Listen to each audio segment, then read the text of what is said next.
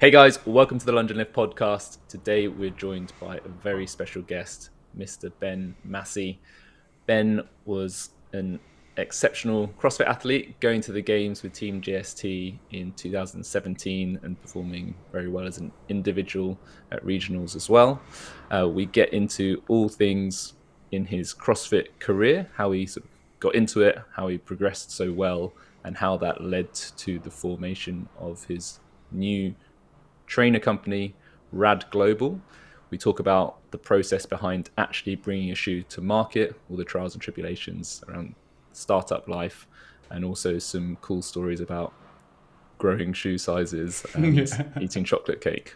It's a really great episode. I think both Rob and I have a lot of links in common with Ben. I've wanted to talk to him about this for a long period of time. So it's great to finally sit down and learn all about what actually happens behind the scenes for launching a shoe, which is a little bit of a mysterious topic, I think, for most people. So yeah, stay tuned and hopefully you'll enjoy the episode. But before we get into it, as always, quick thank you to our show sponsor, Wit Fitness. Please check them out at wit-fitness.com and use our discount code LL15 to get 15% off your purchase. And also our blood flow restriction partner, Hydro, who also have a generous discount of 20% using discount code LL20. Right, let's get into it. Ben, welcome to the show. Oh, thank you. That was very quick. We're in. Straight in, they're kissing. For the listeners who might not know who you are, please could you give us a quick bit of background on who you are and what you're doing now, and then we'll go into the history later. Yeah, my name is Ben Massey, and I am the founder of a new footwear company called R.A.D. Great. Nice. And previous to R.A.D, you were, I think, was probably harsh. You are a great CrossFit athlete, but please can you tell us about? Were is right. It's very, very right.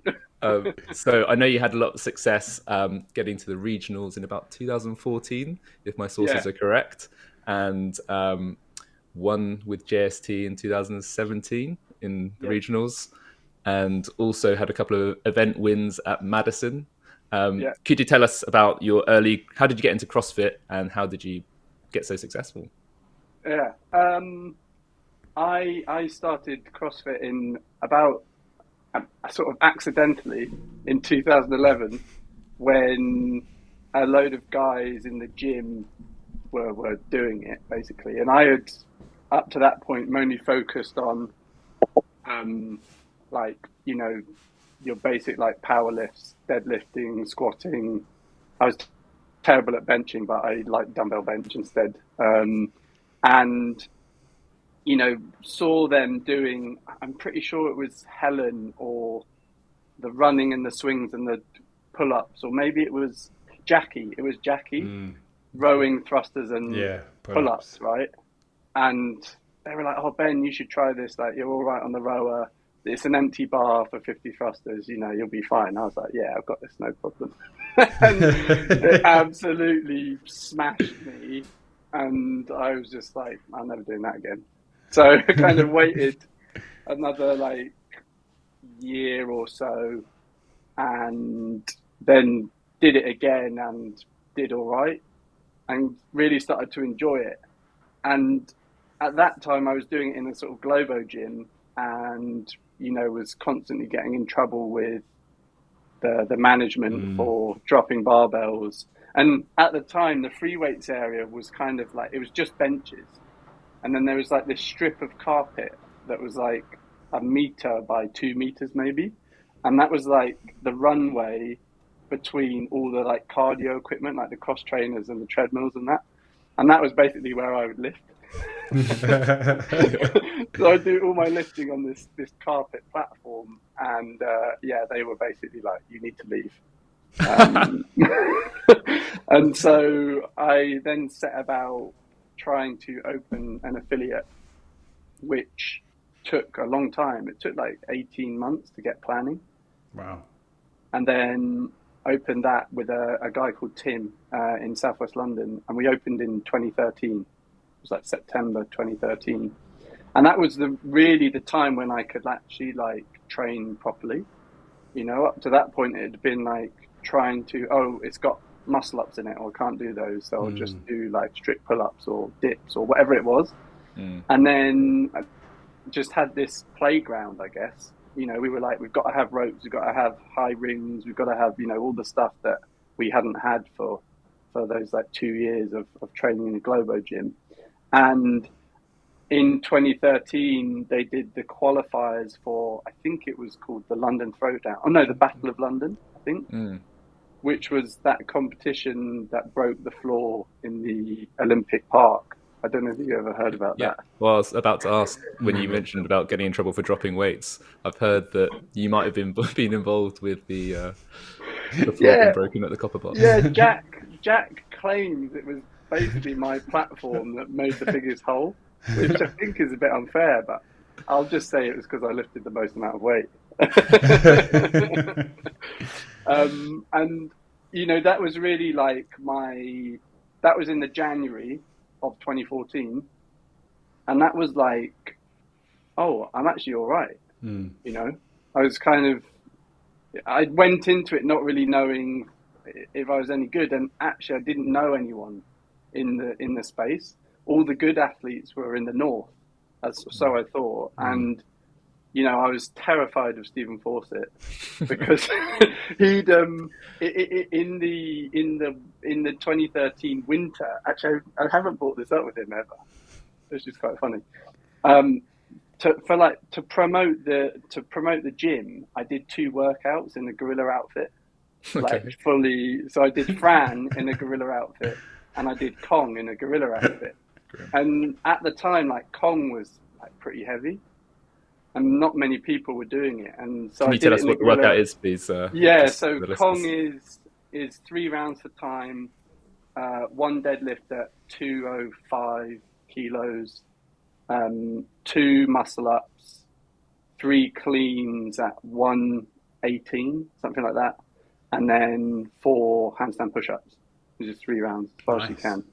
My kind of work. And so I did that, stuck that online, got like loads of views and a bit of hate, and people were like, "No, he hasn't got the real weight on the bar or whatever." I was like, "Okay, cool." That's awesome. And and then I did a few weeks later. I did Fran, which we all know what that is. Is it thrusters first? Yeah, thrusters and pull-ups. And again, Steve actually typed out. He was like, "There's no way he's doing those thrusters. They're too fast." Da, da, da, da. That's really awesome. funny. Yeah. So I was terrified of the Northerners because I thought they hated me, and met everyone at that competition, and everyone was really, really nice. And from there, kind of got the competition bug, and that's kind of what then led into regionals, and then had a few duff years of injury, just doing like too much. Because at the time, you know, I think there were coaches, but there wasn't real like science around how to train. It was just like, do as much as you can, right? You see Froning winning everything, you're like, oh, I just need to do everything all the time. So I just kept mashing myself, like popped my quad tendon in my left leg, just went completely. I had like shoulder problems, just like wrist, just everything. It was just too much. And then in 2016, Steve was like, I want to be your coach. Are you keen? I was like, yeah, 100%. And then it just went from there.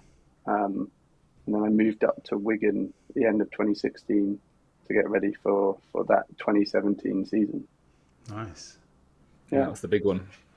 That was the big one, yeah. That was like,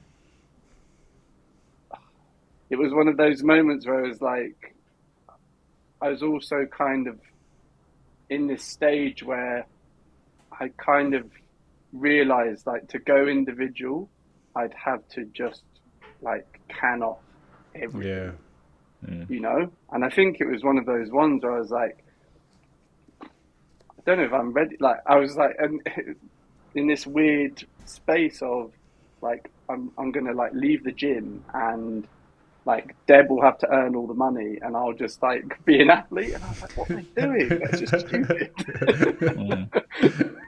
You know? I think Steve actually said a similar thing. Like when he had his year going to the games as an individual, he's just like, I just don't think I can justify it. It's such a sacrifice in all other areas of my life that I need Yeah. to put my attention elsewhere. Yeah, it is completely. And I think it's great now that there's more money coming into the sport, and I think, you know, the thing that's tricky, right, is the pool is so big, isn't it? Because and lots of people kind of, I think because you can compare yourself to like the top, you don't ever get a true representation of like how far away from the top you are. So there's all these people that are like, like slugging their guts out like daily, but it's like no offense, but you're not gonna get there. But there's all these people that are like dedicating years of their life, and it's just like it's brutal. I guess that's why they move to places like, say, Wigan, or in America, they're going over to Tennessee, stuff like that. They're going to these places to train, say, with the best, to see if they have that possibility to reach it, because otherwise you don't know. That was always the thing. It was so I used to go do a lot of CrossFit, but now I focus more on powerlifting. And whatever gym I've been in, I tend to be one of the strongest people about. Because and I've always been like, that's cool, but I knew I was good, but never been fully knew. I went to a powerlifting gym recently, and I'm pretty much probably one of the weakest there. And I'm just like, and for me, I love that, because it now just opens up this whole new level of potential. Because if you're always just trying to stay ahead of everyone else, you get complacent and stuff like that. But when you've got people to chase, it's how I started, and it's such an opportunity. And you can obviously look at it in two ways, but try and look at it in the positive way of saying it's an opportunity to grow and get better. Yeah, definitely. I completely agree. And I think to that point is there's so many affiliates now, and it's like if you're the top dog in your affiliate, that's pretty cool, right? Like everyone looks up to you, and you're like, yeah, I'm the king. But then when you leave to a gym that's full of like people doing it daily and they smash you, you're like, oh, like, you're like, Yeah. oh my goodness. Yeah, I think you're right. And I think the other thing that probably needs to be said about CrossFit is that the higher you go, the harder it is. Like for every position on the leaderboard, like the difference between top 10,000 and top 1,000 is a lot, but the difference between top 1,000 and top 100 might be even more. And for every position on the leaderboard, it becomes incrementally harder to take up one more spot. So it's not like one extra training session a week is going to do it. It's actually hours per day, every day, to get into the top 10, for example. I think it was good what Matt Fraser said that time. He goes, and he was like, basically everyone on this floor is, say, pretty much as good as me. The only person I can focus on is myself, because when you are at that level, you say the slightest of difference, it's that you really are working for the small wins, because at that level. And I guess what was it like? Like obviously, like in the teams, like when you get to you were surrounded. What in that year did you have many of the current like top athletes doing team stuff yet? Because a lot of them obviously now come down, haven't they? Yeah. So They moved across, we had there were like, so obviously Mayhem was there, and then Adrian Conway had his team, which won. So like Mayhem came second, Adrian Conway won, and then there was like I can't fully remember if there was like big names. I think like Spencer Hendel was maybe in a team with Austin, but I don't recall there being like, there's not like Annie Thorsdotter's team, or and like Cody Mooney was in a team the year after, wasn't he? Because in 2017, that was a time where you all had to be together. But was it 2018 where you could build? They've done that. Yeah, they've done the super team, didn't they? And then they changed it again, didn't they? After that. Yeah. So I can't remember, but the thing that was amazing was just being back in the team format reminded me of like playing rugby, and you do more for the other people in your team than you would yourself. Yeah. And I think maybe if you've always been an individual athlete like Fraser, he was a weightlifter and a skier, right? I think that's what he did. So he's just got that mindset of he always does everything for himself. Whereas I think if you've been in a team sport, it's quite hard to then constantly motivate yourself to do it for you. Whereas if then all of a sudden you're surrounded by people that you don't want to let down, you can kind of push yourself on more. Did it change your training a lot as well? Because I guess the the need to be as well-rounded is slightly less. Is that a fair statement for team CrossFit? Yeah, I think so. I definitely think that's the case as you move down the leaderboard, to your point. I think you can take wins in a team event because you're like super strong, Yeah. or whatever, yeah. But I think we genuinely were aiming to podium, like that was what we wanted to do, and we basically looked at the events from like the previous years and said where we can pick up points on all these other teams is in the like endurance events, because we were like no one is like training them, everyone was just doing like strength, and we were like, well, naturally, because of like the size of our athletes and we knew what our numbers were, we were never going to get as strong as some of the American teams, because they've all been lifting, from like the age of like 11, I think they started, like because they have that background in power, right? With football and baseball, ollie lifting or power cleans just seems to be like a standard issue thing. Whereas in the UK, we don't really have that base, And so we kind of looked at it and we're like, look, we need to obviously be strong, but if we can really work on our capacity and, swimming and odd object stuff, that's where we'll pick up points on other teams. And we might be middle of the pack in other events, but we can kind of win or get higher up in those, like, I guess, like not the Gucci events that people practice all the time, And that's where the 2 wins came from. Yeah, so we had the win in the very first event, which we were just like too amped about, and and I think it kind of, in a way, it was great, obviously, but I think it was a little bit detrimental for the rest of the weekend, because we were like, the only way is down from there. You win that first event, you're like, oh shit, we're in the mix here, and then the second event was this Amanda. It was like a team Amanda, 21, but it was like 21, 15, 9 muscle ups and snatches, whereas normally it's 27, 21, 15, that's right. And normally it's 9, 7, 5, isn't it? Yeah. And the boys, we just absolutely bombed. I think we came like 23rd. It was really bad. And it was a lack of race experience more than anything. We were like, yeah, we'll do big sets, we'll do it unbroken, we'll do 9, then the next one does 9, next one does 9, then we do 9. But they were just slow reps. And then we were like looking lanes. I remember looking to my right, and I'm pretty sure it was CrossFit Fort Vancouver. And they were like no extension in the snatch, literally just like muscling it off the floor, stand up all the way. Literally just like pull from the floor, stand up. And it was like, they were doing like 2 reps to our 1. Whereas ours like looked perfect, were really smooth, and I think that was a big learning curve for us. It was like, oh, at the games you actually have to race, and in regionals, not to like bash down any of the other European teams, they were great, but they never challenged us at regionals. I think we won 5 of the 7 events or something. But then at the games, to your point, Ash, the margins are just so tiny, And I think, that win to then getting a crap placing was kind of like got in our head. And then on the Saturday, we had the first event of the day was an obstacle course, which we came last in. And it was like, oh my God, what is going on? And again, that was just, we weren't prepared. It was like a really, really cold day. And one of our girls' hands got absolutely frozen, and she literally couldn't hold on to the monkey bars. So she'd jump up and she couldn't go through.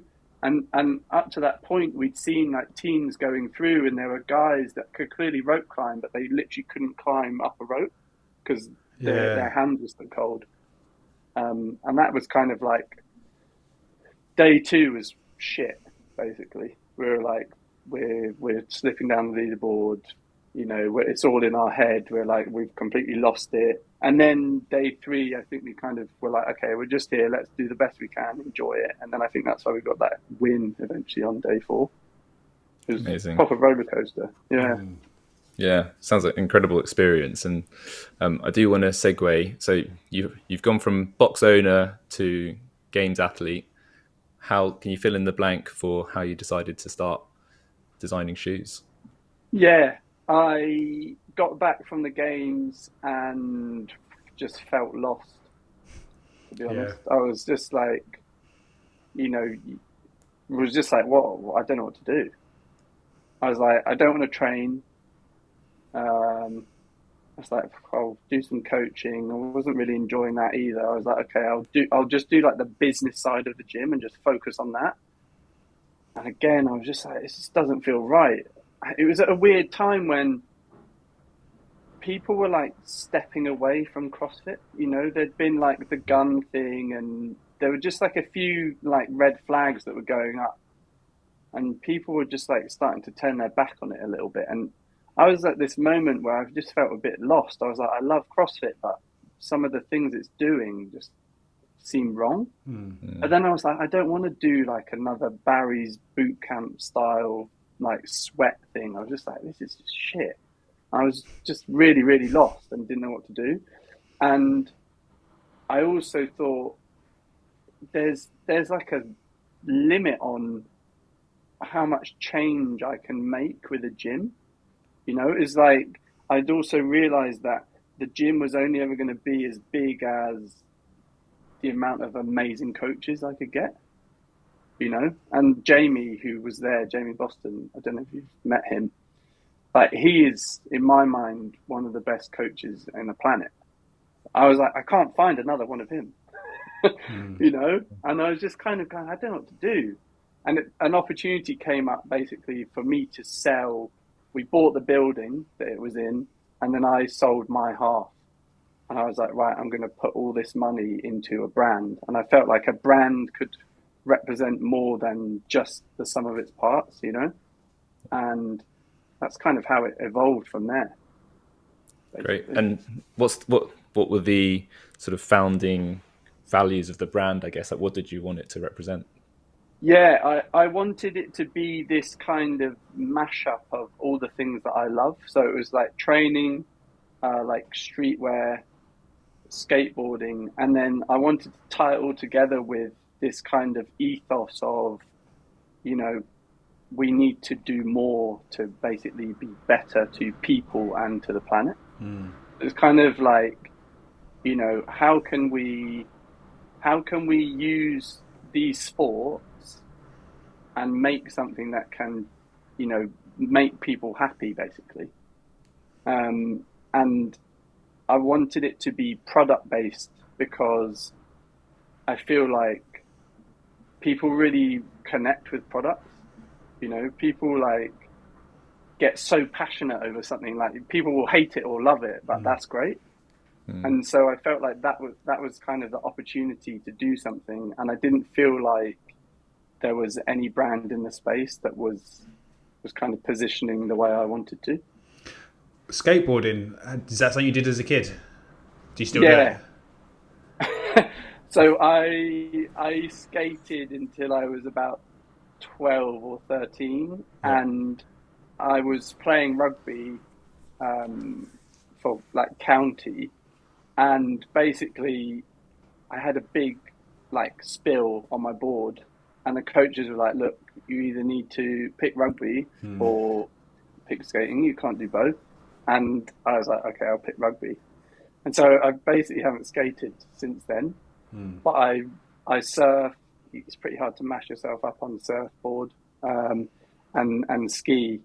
And I just love those cultures and the way in which they're so kind of free. I think that sort of traditional sports are fantastic, but you can't really express yourself as well. It's very much like, score a goal or you do this to get these points. Whereas with skating and surfing and skiing, there's a form of self-expression as well, and expression, a style that you can bring to it. Yeah, and so I really like that. Skateboarding is one of those things that, and it's great that obviously it become more mainstream to the point of getting into like the Olympics and stuff like that. That's really cool. but I just think it's such a cool culture. I always remember like going down South Bank and stuff like that. You know, it's got such a vibe, and it's like even like when I was like really little, like getting like the HSC catalog, going through like going look at all the decks and stuff like that, and I used to love that. And it's like, but it was always a thing of like, oh, we get taken to a skate park and like someone's parents will be coming to pick us up, and I go, all right, I'll do one more like mogul, go through the bowl, right, and fall off, smash, do the wrist in. I'm like, oh come on, it's the last one. And it's always a way like, and I think in my whole like skate career, which I mean it was never that great, but I did one vert and dropped down, and I just was like, no. And just skateboard goes flying. Because did you ever go to PlayStation? Yeah, that was cool. I think it's called Xbox now. Is it? Brilliant. Yeah. Yeah, it's just such a cool, like, even like now, like when I see skater kids and stuff like that around London, like the filming, and like it's such a, you know, the type of angles, the type of shots that you get, it's such a cultured, like, as you say, it's like the expression, isn't it? It's like it's who you are and your personality. It is really cool. And when I was watching your Insta post on like how you kind of come up with R.A.D stuff like that, and then you said about the skateboarding and stuff like that, I was like, it just got me intrigued, because I was like, that's a really cool like thing to kind of be blending it with. And yeah, it's cool. Yeah, and I think if the parallel I also draw is like CrossFit is similar in that way. From a cultural standpoint, it's like you can be who you want to be, yet, you know, we all kind of lift and, you know, go on a row machine or whatever. And I think it's really funny, like, even within different gyms, there'll be like different styles, you know? So like, I don't know, for instance, like around where I am, everyone's got too much money, so they all are head to toe in Lululemon, and it's really tight fitting, you know. But you go to like California, and people are just in, you know, a t-shirt with loads of tattoos, and they're like super mellow, lifting in vans or whatever it is, you know. And I think you all kind of have the same passion for one thing, whether it's CrossFit or skating. But again, you can express yourself how you want with what you wear, and you know, it's just like the fads, isn't it? Everyone gets a certain bag, or everyone starts having meal prep, or everyone's like on a lacrosse ball or whatever. Ash loves the lacrosse ball. I don't love the lacrosse ball. Make that very clear. So you've decided on your brand values and the sort of vibe you want to come across through the brand. How did you settle on going for shoes? Because I think most people would say that's probably the most ambitious part of apparel to design and make. Yeah, and that was exactly why I went for it, because I felt that every week is a new t-shirt brand. You know, you pretty much every week there's like, and no discredit to those people, but it's like I didn't want to start with something that would just kind of blend into all the other noise, you know. And I felt like by launching with a shoe is a statement, and then people's ears kind of go, oh, what are they doing, you know? I want to be a part of that, or I'm at least intrigued enough to go on their website or like check out their Instagram or whatever it is. And I think once you kind of have someone intrigued, then you can talk to them a lot more easily. Whereas if you've just got this, it's another t-shirt, I'll just scroll past that, or whatever it is.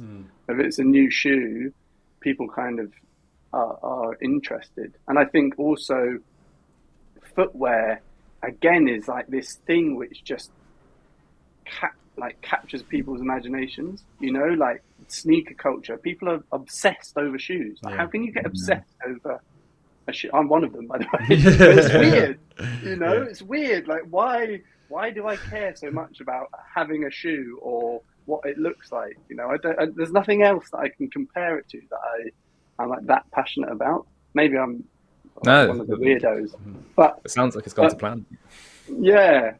So that was the idea behind it, and then I felt also that once we have that performance product and people believe in it, when we start introducing other apparel performance apparel, whether it's a short, a tight, or a bra, or outerwear jackets is the plan for skiing and things like that. People will trust the performance of those products because they know we've built a good shoe. Whereas I think if you go the other way around and you start with t-shirts, people might be like, oh yeah, they make a great t-shirt, but it doesn't need to perform all that much. But this shoe, and $150, what? Yeah. I'm not going to pay that. I'll go to Nike, or whatever it is. Yeah. So one thing I wanted to ask you about, Ben, on the shoe development front is, I think one of the reasons people are put off going for shoes is because it's a very complicated and arduous process to design a shoe compared to if you want to design a t-shirt, you can just design a logo and get somebody else to make it for you. But in terms of getting a new shoe designed and built, can you walk us through what that process actually looks like? Because I think a lot of people have read Shoe Dog and you probably didn't have a waffle iron in your garage. How did you go about it? So I basically said to myself, how can there were two things I needed to do. One was I needed to get the brand look and feel right. And whether it was graphical or, how we spoke, etc. And the other was find a designer, a footwear designer. And I was like, I'll find a footwear designer in like 3 months. It'll be really easy and then we'll crack on. And I quickly realized that there isn't a directory of freelance footwear designers. Couldn't just Google, shoe designer or go in my yellow pages. And so that's when the brand became even more important, because I was like, if I find someone, I need them to really believe in what we're trying to do, And I found this guy through a blog called Tom, and I was reading about him. And I was like, oh shit, like this is the guy. I need to get this guy. He's based in Portland. He'd been in footwear for 20 years. He worked at the 2 biggest companies. He'd been responsible for like some of the most groundbreaking innovation. I was like, okay, he has a studio. How do I get him? So I sent him an email, and initially he palmed me off. He was like, no, I'm busy. I was like, okay, fine. 2 weeks later, hey, Tom, are you not busy now? No, still busy. And I managed to get in front of him about 8 months later. And that was by saying, hey, Tom, I'm in Portland. Where's your studio? And I was there. And I just went to him and pitched to him, and he was like, okay, yeah, this sounds cool. I'll write you a proposal. And we went from there. So this was in August 2019. And we spent about 3 months just sketching, going back and forth on designs. And then from there, it was about going to factories and asking them to sample. And that was a real crunch moment, because a lot of the factories had minimum order quantities for your first order of 20 to 30,000 units. Wow. And I was like, but at the time you just go, yeah, no problem. You're just like, that's fine. That's easy. Yeah, we of course we want to do that. And then, so we went through the sample process, and we got our first, it's called a pullover. So it's just like the upper. So you've got 2 parts of the shoe, the upper and then the tooling. And the upper is the easiest part.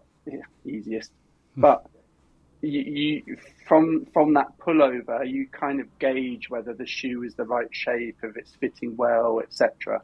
And then you start working on the tooling, which is the bottom, the bottom part of the shoe, so the sole and everything like that. And that takes a long time. In that time, you're trying to tweak the upper pattern so it fits your foot how you want it to.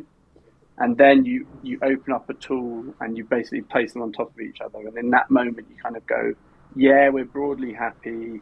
Let's kind of keep pushing forward. And so that point was around March 2020. And we were meant to go to the factory then. But of course, COVID came along and there was no flights, nothing like that. And so we kind of had this 6 to 8 weeks where nothing really happened.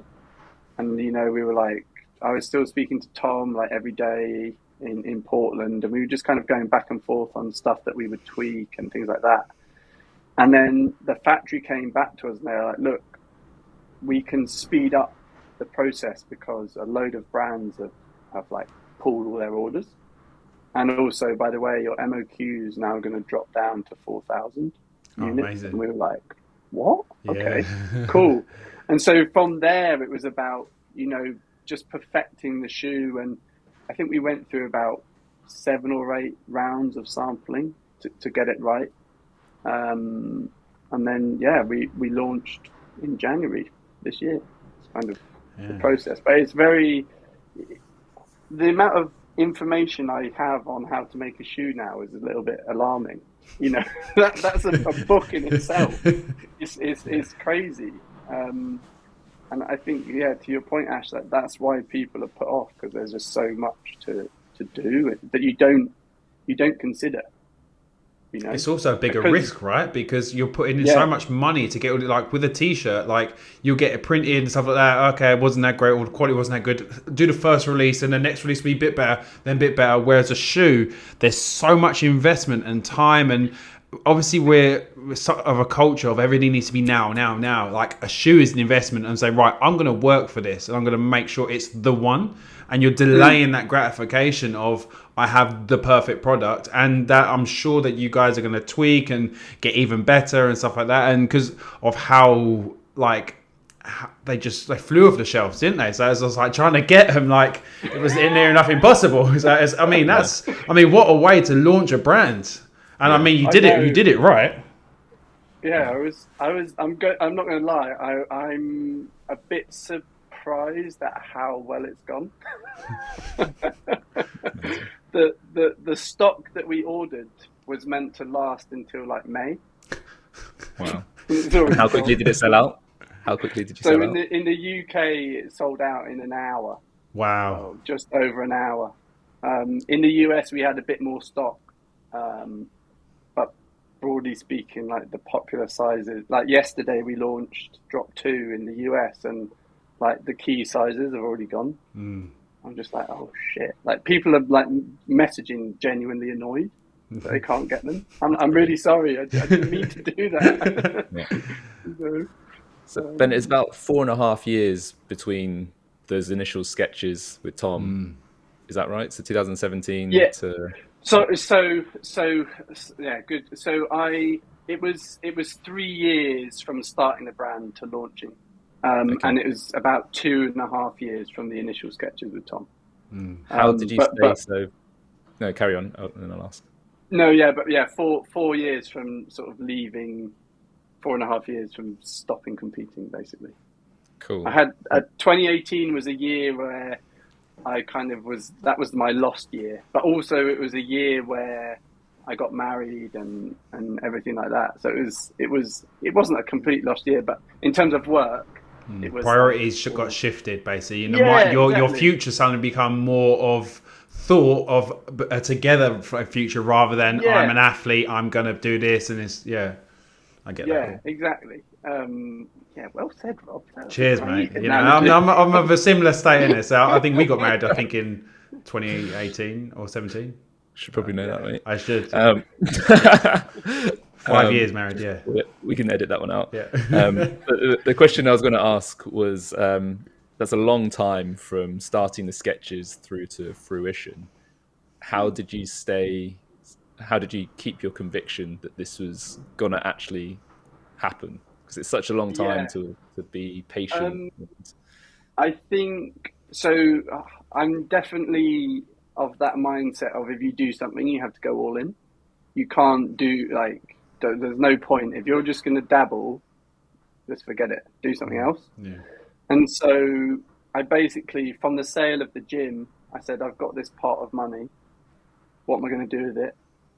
Okay, I'm going to start this brand. And it was basically like, I'll just keep going until the money runs out. That was the mindset. So I still was doing like bits of coaching here and there. Like a really good friend who actually was the first member at Blitz, called Holly. She owns TIO CrossFit in Barnes. I helped her out and was doing coaching for her, and that was kind of like my day-to-day I do like speak to the factory in the morning. I'd do a bit of coaching in the day, and then I'd speak to the design team in the afternoon. And it was just kind of, it was like, this is what I'm doing. It kind of confused people, I think. Everyone was always going, why are you just coaching? Like, why haven't you opened your own, like another gym or anything like that? And, I would just kind of say, oh, I can kind of do what I want because I've sold the gym, so I don't need to work. Did you keep it under wraps then for quite a while? Yeah, so there was about four people that knew what I was doing. Nice.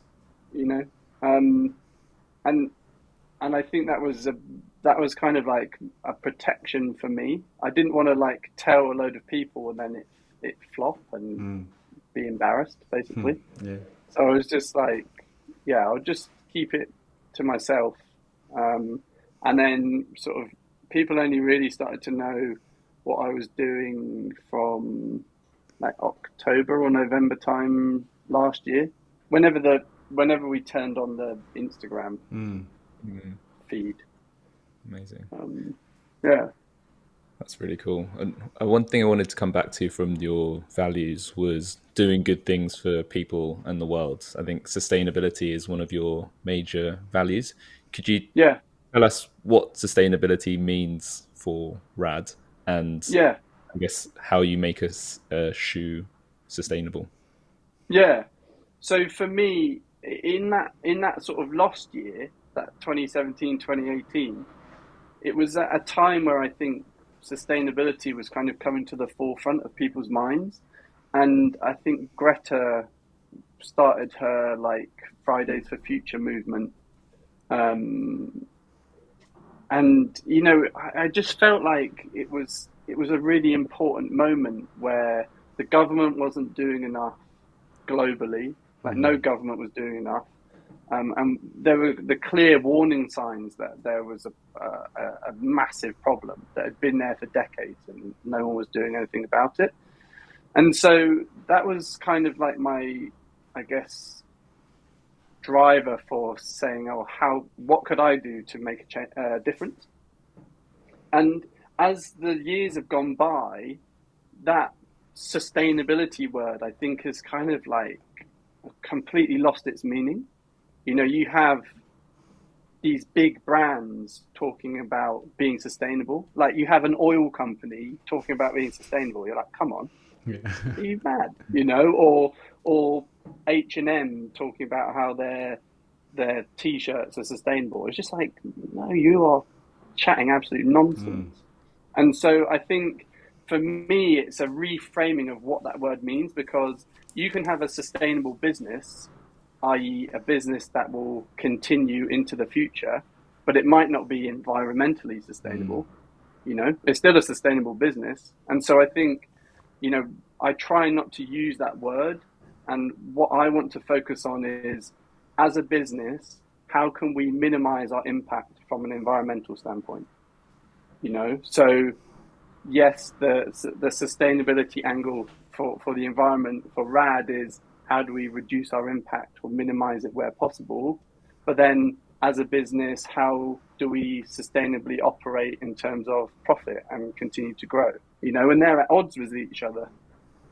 Truly, to be completely environmentally sustainable, we shouldn't exist. We shouldn't make shoes and we shouldn't make any products, but that's not the way the world is, So it's about trying to make better decisions and better choices for the materials we use, where we source from. Can we reduce our reliance on fossil fuels or energy at our factories? Can they use solar, and start to investigate things like that? Is there a different type of glue we can use for all our bonding?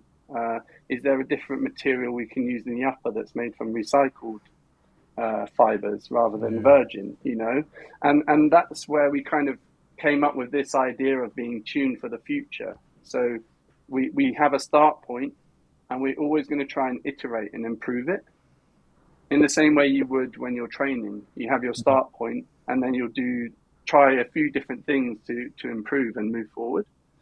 And so the way in which we've done that for the shoe to begin with is the midsole foam is part bio-based and part fossil-based. So it's currently made of 30% material derived from sugarcane. Wow. So rather than it all being from oil. And the hope is we can improve that percentage over time. But the other factor is that within certain products or categories, the investment in improving those materials hasn't been done yet.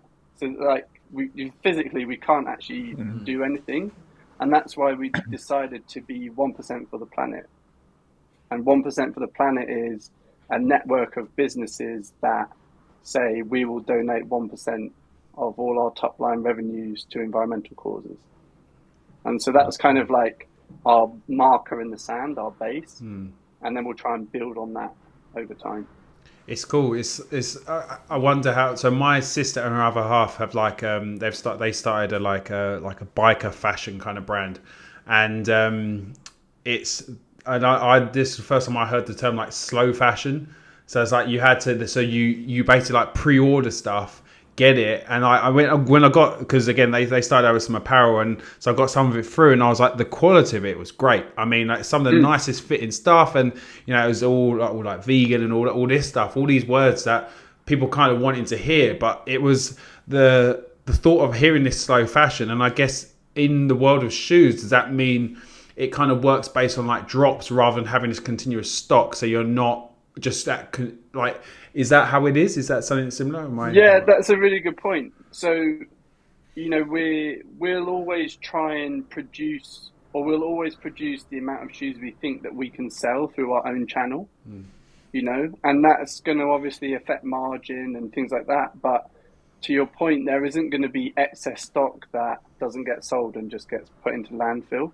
That's the goal, right? Yeah. And I'm sure there's going to be moments where we think a color's great and we think, yeah, we'll definitely sell that, and it doesn't sell, and that'll be a lesson learned. Okay, well, you know, we need to figure out what we can do to minimize stock going to waste. But yeah, to your point, you know, because we're so small, we don't have the luxury of tons of retailers, tons of outlet stores, and like then, you know, just basically ways in which you can get rid of stock that you produce too much of.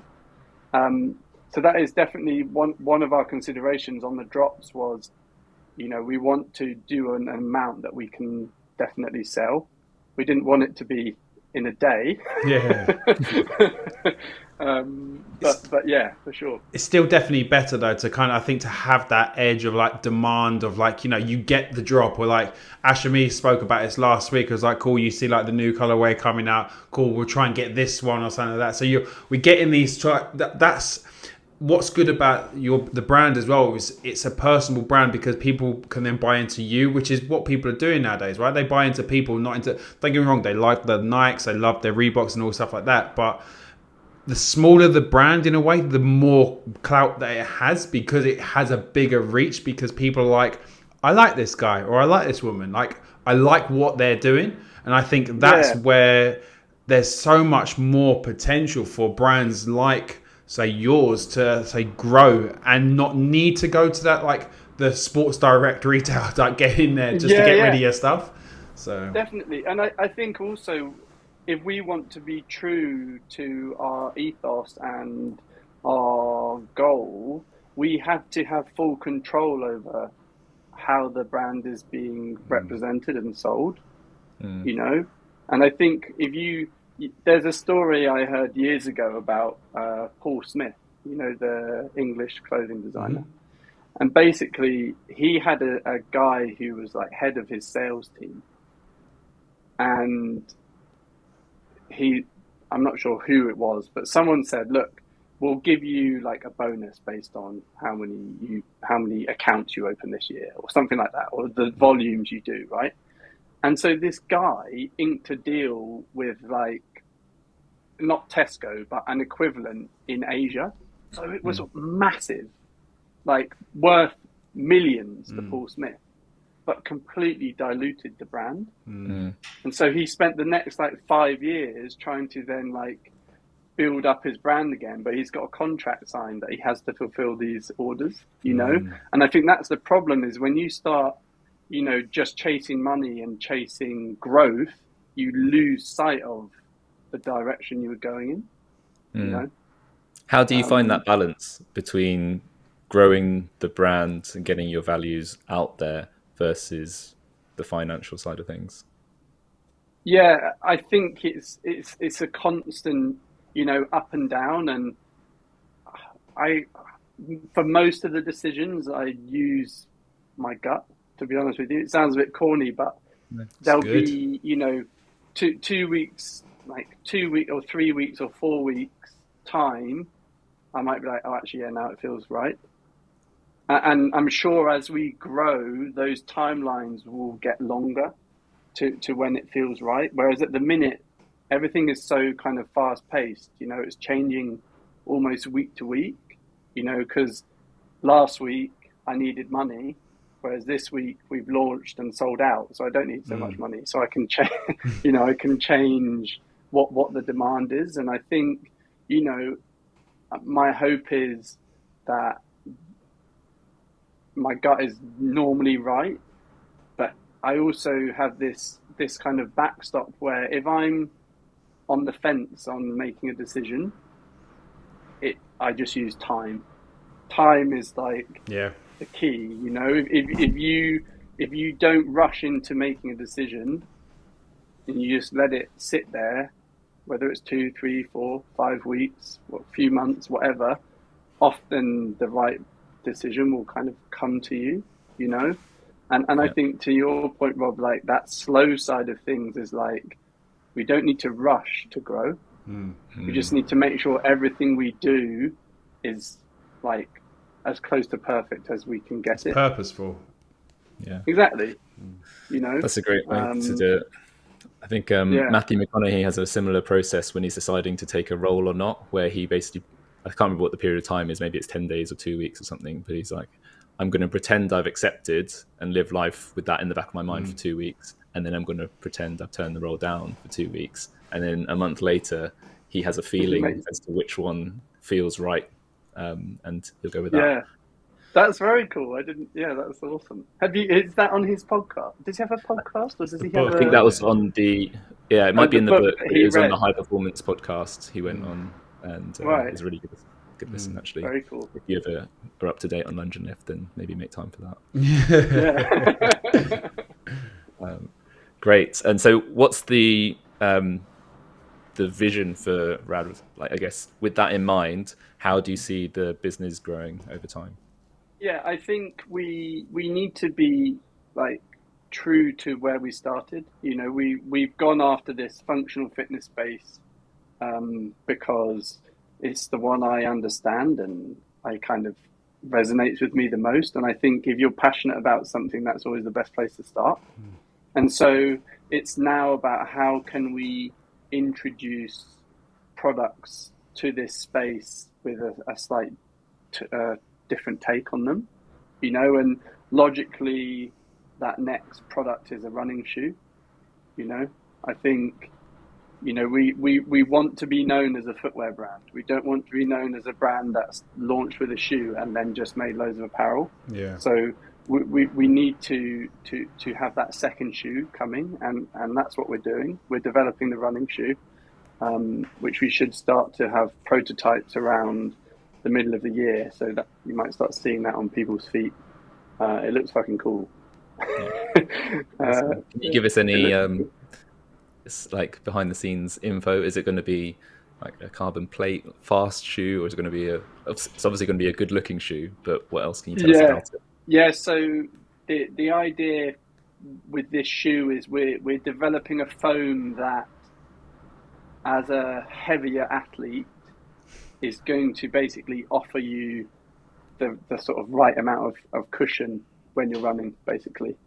If you look at the sort of most high performing running shoes on the market, they're often developed with the best distance runners on the planet, right? Who all weigh about 50 kilos, soaking wet, probably. And so I don't know if you guys find it, but whenever I put on a running shoe, I just find if there's too much cushion, I just bottom it out. And my foot's like all over the gaff. And so we're trying to basically develop a sole shape that is kind of pretty broad to kind of offer you that stability, but also use a foam that has the right sort of rebound and cushion properties for someone who's a little bit larger. So kind of going for like the barefoot style with foam as a thing, because I always found when I got into some triathlon stuff and I was doing a lot of running, I got a pair of the Hokers and like they were great, but I didn't ever feel like I was secure. And being like a 100-kilo man running, I felt that my foot will go over that fabric on either side so easily. And I was just like, and then I had like elastic laces in, and I'm like, this is not secure, but I've got to do what I've got to do. I've got to win. And it's just, that was always the thing. And I didn't want to spend the time it takes to get used to barefoot trainers for like distance. And because for me, it wasn't an investment I was willing to make. So then for me, there wasn't the shoe, which it sounds like that's where this is going to go towards, but I've stopped running that for the time being. But maybe I'll go back to it when this shoe comes out. Well, on that point, Ash, what do you think about barefoot? This is opening up a whole can of worms. This is good. I think it would be really great if everybody retains the ability to run barefoot from a young age through to adulthood. But the reality is that most people's starting position is a long way away from being able to do the volume of running they want to do in barefoot. So like Rob says, it's a big investment of time to condition yourself to be able to do it. I think there's a lot of benefit in pursuing that, depending on your circumstance and goals. So some of the qualities that you develop through working towards barefoot running are good, but the key question is it worth your time? Could your time be spent better? And most people running with a non-barefoot shoe could do more running, which is actually what they really want. So it's a very personal decision as to where your priorities are. Do you want the best possible foot function, or do you want to run loads? And depending where you are on that spectrum, I would advise differently as to how much time it's worth investing into barefoot. Great. What a good answer. I mean, but the thing is, and I think you've just articulated it really well, but I've never been able to get my head around spending the time to learn how to do it properly. And I think I'm quite patient. But it's the norm, isn't it? That's the thing. When all running trainers basically have foam like insole type thing, and it's like this is the norm, and to go barefoot is against the grain. And so it just the logic to like obviously you've got all these companies making these like high level running trainers, and they've got athletes like there needs to like they can't be like the missing link, otherwise they would be doing it. And it's like my dad transitioned to barefoot training because he does Ironman triathlons, and he transitioned from running trainers to barefoot trainers, but he still has his running trainers as well. So he goes between the two, but he can do like long distance in them. But it did take him ages. But he started on grass. He started that, so it just took away some of that pressure, and always warm walking around. And it's just he said to himself, because he's turning 60, or he's just over 60. And, you know, he was looking for a long-term investment because he was like, you know, I'm not exactly in the best shape of my life anyway, but I want to do something about it. So he wasn't looking to win an Ironman. And that's the thing. If you're looking to just get better at running, it's an investment that you might as well do, because then, you know, you're probably going to get other benefits along the way. Whereas if you're looking to, say, compete and you want to do well in competition, you're like, now this is going to take me too long and I might not now win or get as high as I possibly can because I've got busted up calves. Yeah, it's an opportunity cost. Like you could be training to get faster, or you could be working on the ability to run barefoot, which is not necessary to run well or a lot. And I think you make a good point there with your dad, in that he still has his normal runners for races, and there are performance benefits from using non-barefoot shoes. Like if you have a carbon plate in your shoe, we've seen very clearly that you run faster. Going to trampoline along. Yeah, exactly. But the other thing I also think is that idea behind barefoot and it being the like most natural form, I agree with. But then I also think, but no one's running on natural ground. Yeah, yeah. Right, you're running on a flat, hard thing. Yeah, which is just like not natural at all. Even when you go into like the hard, like dry dirt and stuff like that, like there's still some absorption. It's you know, it isn't, as you say, it's not just asphalt where it's just rock hard and you're like pounding your joints, especially as like, and also when you go back to this barefoot, like back in the day, people probably weren't walking around about 100 kilos. They probably weren't trying to run long distance. Right? They'd be off doing the hunting. They're not the ones running for it. They're the ones doing the hunting. So it's like, you know, like it's when you're trying to put this blanket statement on everyone that this is the way we're supposed to be, like primal movement, this and that. It's just like, but everyone had their roles back in the day. So it's like, you know, why do I need to be this primal instinct? I would have lifted the goat up off the floor, the moose, and took it over to the fire, and then my wife would have cooked it. The lie, you know what I mean? It's like, this is the way it, like going primal probably would have been. Yeah, and then, you know, my kid would run out and go and fetch some berries and shit. So,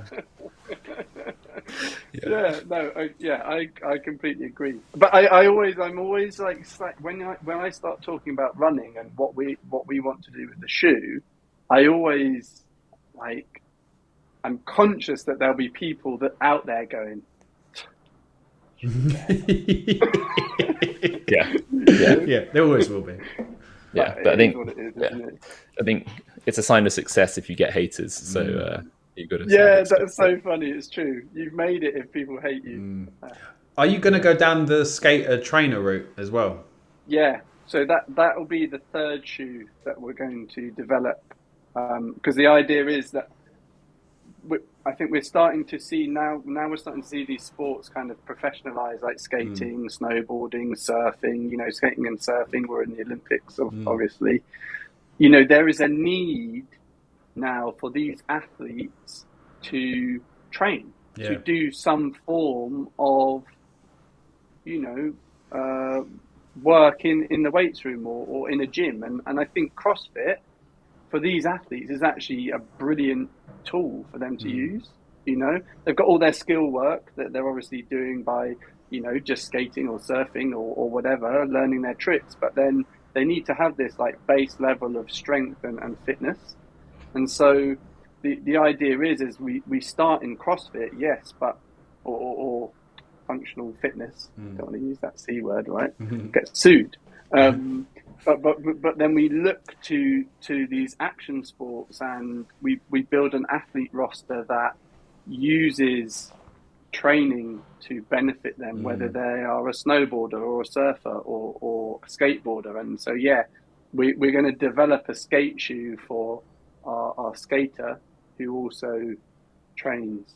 Nice. You know, like that's what we're going for. And that skate shoe will, again, you know, we want people to be able to train in it, but it will have that nice crossover of you can skate in it, you can train in it, but it's also more of a lifestyle shoe. So one thing on that, and you probably already will know this, but so I remember buying from the Shoreditch Wit store, going down, buying my first pair of Metcons, and I think I got my second pair, and I got the Flyknits. So I got the first lot of Flyknits, right? And some reason I was working at Virgin at the time, and one of the other guys said, shall we go skateboarding? And I was like, yeah, cool. I've not done that in ages, right? So I was like, cool. Went to do I think I went to do a kickflip, gone up, and what was it? I think it was just an ollie. So just jumping up, the side of the shoe went onto the grip tape and just shredded. I was just like, this is day one of my new training. I was like, no, this is awful. But yeah, it's definitely something, because I always remember that thing, because there was a period of skate shoes where like you had like Osirises and stuff like that, which were like triangles. They were just like these really weird shaped shoes. But I know they've obviously changed a bit from now. But it's just fascinating as well that you talk about the getting them into that strength and conditioning as well, because I remember listening to a Joe Rogan with Tony Hawk, And he was just saying how Tony just basically just skates everywhere. But now as he gets older, he's actually doing some lifting and stuff like that because he's had so many injuries and stuff like that. And Joe Rogan was just like, just imagine if you trained as well. Like, think about how much more resilient your body would be. So yeah, completely. And I 1080s, not 900s. Yeah, exactly. Yeah. No, I think I think people are becoming aware of the benefits, but also I think it's now not like, if you were like someone who was obsessed with the gym, you were a bit weird. Like, 10 years ago, people were like, you're a weirdo. Like, why are you obsessed with the gym? Like, what does it bring you? What is the point? You're training just to train. Like, why? Why do you want to hurt yourself? And I think, yeah, and it wasn't like quote unquote cool to go to the gym. Whereas now, I think in society, it's like it's such a huge part of people's lives. Like, it's cool to train. It's cool to look after yourself. And I think now these sports, which are seen as being very cool, if you were a legit skater but you like went to the gym 5 times a week, people would be like, "Oh, you're weird." But now I think it's a bit more acceptable. So I think there's a big shift culturally, as well as more data around the benefits of it. It's kind of double-edged positivity. Yeah, really, really great. Ben, I know you're a busy man, so I don't want to take up too much more of your time. One thing that a little birdie from WIT asked me to ask you about was you're a vegetarian until you're 23, but you started eating meat and changed the shoe size. Is this true? Yeah, it is true. My foot grew a size and a half. Wow. That's crazy, isn't it? Yeah, unfortunately.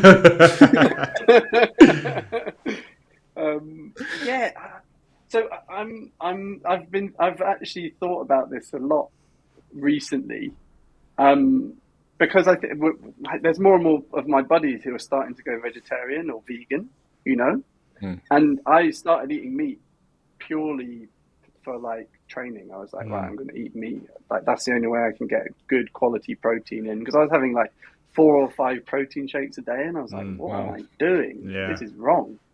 So started eating meat, and that was also at the time when I was opening the gym, and I was doing a lot of work at home. So I didn't have shoes on. So I don't know whether there's a bit of, maybe the meat was one thing, but also my feet not being in a shoe, and they might have just grown and spread out a little bit. I don't know. It could actually be that as well. Barefoot training, exactly at my desk. Yeah. Funny enough, my feet have got wider since I stopped working in an office, just because I'm barefoot more and in trainers more, and shoes that I used to wear, like my smart shoes basically, that used to fit me well, now feel tight around the toes. Yeah, it's funny, isn't it? And I think when you're growing up, you'd go to Clark's or whatever, and your parents would like stick their thumb on the end of the shoe and be like, "Oh, that's definitely going to last you at least 6 months," right? And then as you, I don't know if you guys are the same, but as I like got older, I got obsessed with like the proportions of my feet in relation to my height, and I was like, I don't want to have these big boats like hanging off the end of my. I think I probably for many years wore shoes that were too small. I think that could be an element, or you wear a shoe because you think that's your size, but in reality you're bigger or smaller. And I think that's the thing with sizing of shoes, is people don't really know how a shoe should fit. Like what's tight to you might feel like really loose to me, and vice versa. And so I think like that shoe sizing thing is really interesting. Like we've recommended that the majority of people go up a half size in the R.A.D shoe from their regular size. But then Joel, the guy who does as many reviews as possible, he's like, these fit true to size. But like every single return we have had has been because they've said the shoe was too tight. Mm. So I was like, who's right here? Yeah. Joel, who reviews shoes, or all the customers that say they're too tight? It's funny because it's like you said about Clarks. It just took me back, and like you do this stupid walk to put on your shoes. And I'm going to walk like this. I'm going to walk like this. I'm going to stand this way. Oh, okay, yeah, they feel great. And it's funny because you have such a short amount of time to say, yes, these are going to work. You go and you run in them first time. You're like, no, this is the wrong shoe. This is uncomfortable. What am I doing? But just on the vegetarian thing, was you vegetarian then your whole life before that? Yeah. Because it's fascinating. So my missus she had the choice when she was really little. Her sister was a meat eater then, but she chose to be a vegetarian, and she was until she was about 17. So we'd been together about a year and a bit, and she was like, right. So she then got into meat and now proper, but also then hair quality got better. Everything just got better compared to all the things that you was missing before. Now with training and all the stuff like that, it just you support your goals. But it's just you can go down a whole different rabbit hole with that one. But no, but I think it's really interesting. I think the on the vegetarian thing, you have to be very proactive in making sure you eat well. Like to get nutrients from meat is easy. You know, like to throw a meal together. If you eat meat, it's pretty easy. Yeah. Like chicken or beef or whatever. You don't really need. Like, you don't even need a sauce. You can do like plain rice, some chicken, and some greens, and you're good to go. And you kind of get everything you need. Whereas to be a vegetarian, you're like, okay, this is going to be bland, dry, and shit. Linda McCartney pies, corn sausages. So I need to add like all these things to it, and it's an effort. But yeah, my dad works in, he did documentaries, and he did a documentary in a pork pie factory, and was like, I'm never eating meat again. Yeah. So that's why I was vegetarian. And then my mum, she went to university in Scotland, to St Andrews, and she said there was a moment for like 6 to 8 weeks where all they served was haggis. And in order to not eat haggis, you had to like say you're a vegetarian. So she became a vegetarian because of that. So they were both vegetarian, and then I never was like offered the choice of being like a meat eater. They just didn't eat meat, so I didn't eat meat either. You know. On the I think you just have to be clever about what you're eating if you're veggie. On the nutritional simplicity front, I've heard that in games training you had a simple policy of 1 whole chocolate cake per day. that is true. I couldn't, like the volume we were doing, I think, so I started the season, I weighed about 94 kilos. By games, I weighed 89. I was like super shredded. And, I hadn't lost any strength. I like PB my clean and jerk at the games. It was just like, it was weird. And I was eating like super clean, like really good. I'd have like 4 or 5 meals a day, not massive meals, but meals that you could like get down, you have half an hour and then you could go again, sort of thing. But by the end of the day, when I'd had like rice and meat and like loads of veggies, I was like, I'm so hungry, just need more food. So yeah, Tesco's finest chocolate cake, nice, half a tub of cream, bang that off. Nice. That would send me to sleep. That's the secret. Bigger feet eat meat, and the game get to the games, eat a cake. Exactly. That's amazing. Ben, so let's wrap it up here. Thank you so much for your time. Please can you tell us more about the next drop? This will be released on the 28th of Feb, this episode. So tell us the relevant upcoming dates for R.A.D, please. So the next drop is going to be March the 3rd at Whit. So they'll get the sand and the slate grey. This isn't me being like hyping everything up, but they sold out in an hour on the first drop. So sign up to get the early access. I would highly recommend. And then we're not sure about the next drops. The drop 3 and 4 are on the ocean at the minute. So when they land in the US and the UK, it'll probably be 2 or 3 weeks after that. So I think probably end of March, beginning of April will be drop 3. Nice. There's different colorways, and the runners will be in summer. Yeah, so the runners will be next year actually, but we'll start seeing prototypes this summer. One of the things that we do to kind of keep things fresh is once we've sold out of a color, we'll never make it again. So you just it's in that drop and then it's gone. That's kind of nicking the idea from streetwear, from Jordans or whatever, But I think when you get that shoe, that you're not going to go to your gym and every single person's going to be wearing it or whatever. You'll feel a bit special. You should get some NFTs to go with it, mate. You know what? We're on it. We're on Good. it. NFTs. I've no idea how they work, but someone's going to do them. Yeah. Amazing. And where can they sign up for the early access? What's the best way to do that? So the best way is on WIT. You go to the launches page, and they've got it listed there. You can sign up for the early access, and I think they send you a link like the night before. And then on our site, we only serve the US at the minute. You can sign up, and we'll send you a link on the morning of the drop, but we won't ever tell you what time it is. So you got to keep refreshing that page. Ruin everyone's sleep. Yeah. Yeah, exactly. And what are your social links for the great? You've done So some great the videos. Instagram is rad_global, and the website is rad-global.com. Amazing, mate. Amazing. Thank you again for your time, Ben. Really enjoyed the chat, and can't wait to see the new colours in the flesh. Thank you so much for having me. I really enjoyed it. I hope it was interesting and not a load of waffle. That's great, mate.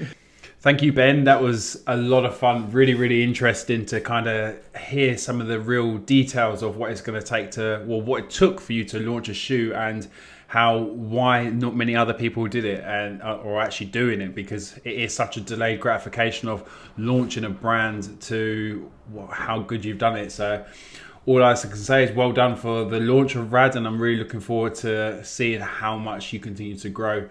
If you did enjoy the episode, please do share it with anyone that you think will enjoy it, and don't forget to tag us on Instagram at lunge.lift, tag R.A.D Global, and get sharing. So if you want to check out the episode and see us, you can check us out on YouTube. You can subscribe, like, share, and all that stuff. Don't forget to, if you have the time, to leave us a review on Apple Podcasts. We would absolutely love that. And thank you very much for your time, and we'll be seeing you next week. Thanks, guys.